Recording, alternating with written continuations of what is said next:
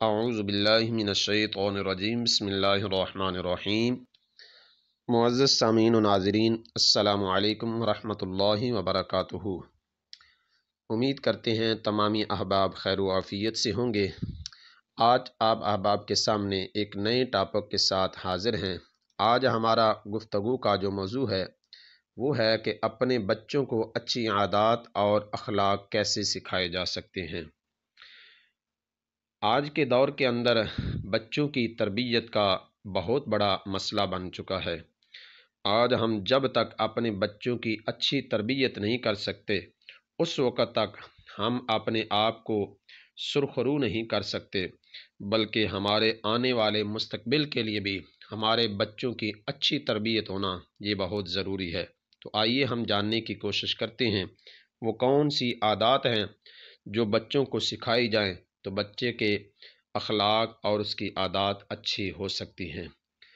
سب سے پہلے بچے جب گھر میں داخل ہوں تو سلام سے، پیار اور محبت سے بوسہ دیتے ہوئے ان کا استقبال کریں۔ اس سے آپ کے بچے میں محبت، ہمدردی اور رحم دلی کے جذبات پروان چڑھیں گے۔ اپنے پڑوسیوں کے ساتھ اچھا رویہ اختیار کریں، کبھی ان کی غیبت نہ کریں۔ سفر کے دوران دوسرے ڈرائیورز پر تنقید نہ کریں۔ یاد رکھیں، آپ کے بچے یہ سنتے ہیں، یہی چیزیں اپنے اندر جذب کریں گے اور ایسا ہی اخلاق اختیار کریں گے۔ جب آپ اپنے والدین سے فون پر بات کریں، بچوں کو بھی ان سے بات کرنے کی ترغیب دیں۔ جب ان سے ملنے جائیں، بچوں کو ساتھ لے کر جائیں۔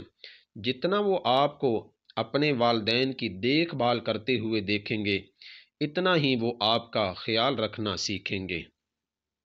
جب بچوں کو سکول چھوڑنے جائیں، گاڑی میں کسی قسم کی سی ڈیز نہ چلائیں، خود بچوں سے باتیں کریں، ان کو کہانیاں سنائیں۔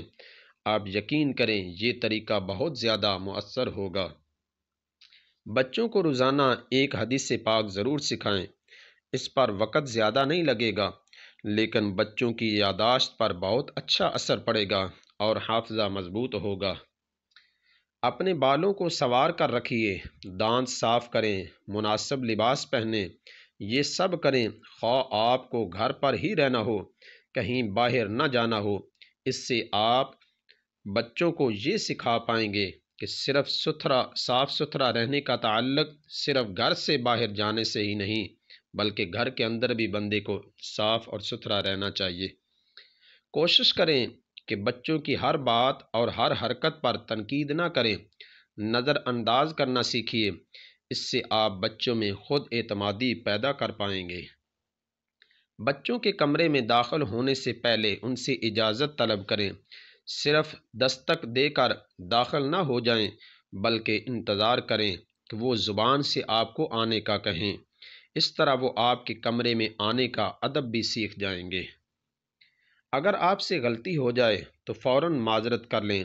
معافی مانگ لینا بچوں کو عاجزی و انکساری اور نرم دلی سکھاتا ہے۔ بچوں کے احساسات پر طنز نہ کریں، ان کے خیالات پر مذاق نہ اڑائیں، چاہے آپ صرف ہنسی مذاق کے لیے کر رہے ہوں، خواہ آپ کا وہ مطلب نہیں تھا والی بات ہو۔ اس سے بچوں کا دل دکھ جاتا ہے۔ بچوں کی پرائیویسی کا احترام کریں۔ یہ بچے کی اپنی وقار کے احساس اور عزت نفس کے لیے ضروری ہے۔ یہ توقع نہ رکھیں کہ وہ پہلی بار کہنے سے ہی سن لیں گے اور سمجھ جائیں گے۔ ایسی چیز ذاتیات پر نہ لیں۔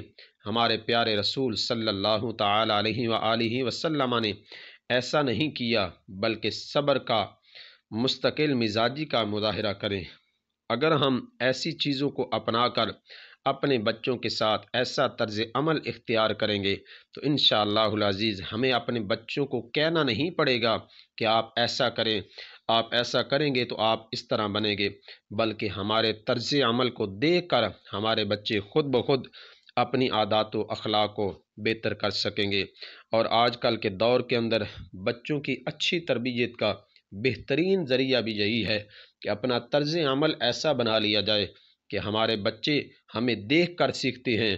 جب ہمارا طرز عمل ایسا ہوگا تو انشاءاللہ العزیز ہمارے بچے بھی بہتر اور اپنے آپ کو اخلاق کے اعلیٰ درجے پر فائز کر سکیں گے۔ اللہ رب العالمین ہمیں اپنے بچوں کی اچھی تربیت کرنے کی توفیق عطا فرمائے۔ بہت شکریہ، جزاکم اللہ فی الدارین۔